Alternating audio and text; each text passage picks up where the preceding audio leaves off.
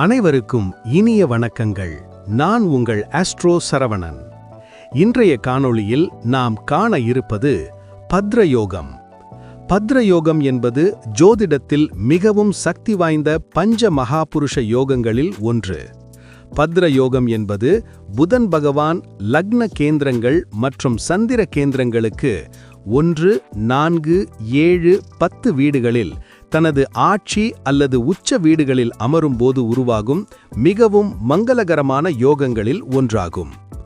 பத்ரயோகம் உருவாகும் விதம்: புதன் பகவான் லக்னம் அல்லது சந்திரனுக்கு கேந்திர ஸ்தானங்களான 1, 4, 7, 10 இருக்க வேண்டும்.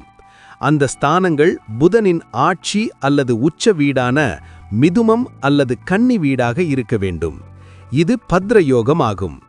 பத்ரயோகத்தின் பலன்கள்: மிகுந்த அறிவாற்றல் மற்றும் புத்திசாலித்தனமான பேச்சுத்திறன், எழுத்து, கணிதம், கணக்கு வேலைகளில் சிறப்பு, வணிகம், கல்வி, ஐடி, மீடியா, ஜோதிடம், ஆசிரியர் பணிகளில் வெற்றி, நல்ல நிர்வாகத்திறன், சமூகத்தில் மரியாதை, புகழ், பொருளாதார முன்னேற்றம் உண்டாகும்.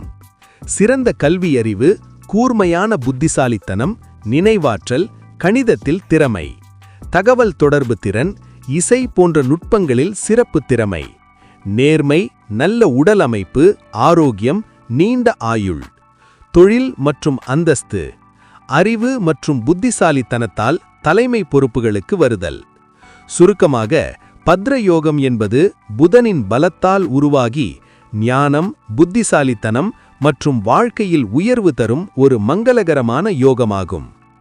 கணிதம் மற்றும் கலைகளில் நன்றாக தேர்ச்சியடைவார்கள். சகல ஐஸ்வர்யங்களுடன் அதிகாரமுடைய எல்லோராலும் விரும்பக்கூடிய அரசனை போல் வாழ்வார்கள். புதன் பாப கிரகங்களாகிய சனி, ராகு, கேது போன்ற கிரகங்களால் கடுமையாக பாதிக்கப்பட்டால் யோகத்தின் பலன் குறையலாம். இதனால் தேவையில்லாமல் பேசும் பழக்கம், சில நேரங்களில் நர்வஸ் டென்ஷன், முடிவெடுப்பதில் குழப்பம் ஏற்படும். மேலும் புதனின் தசாபுக்தி காலத்தில்தான் முழு பலன் வெளிப்படும்.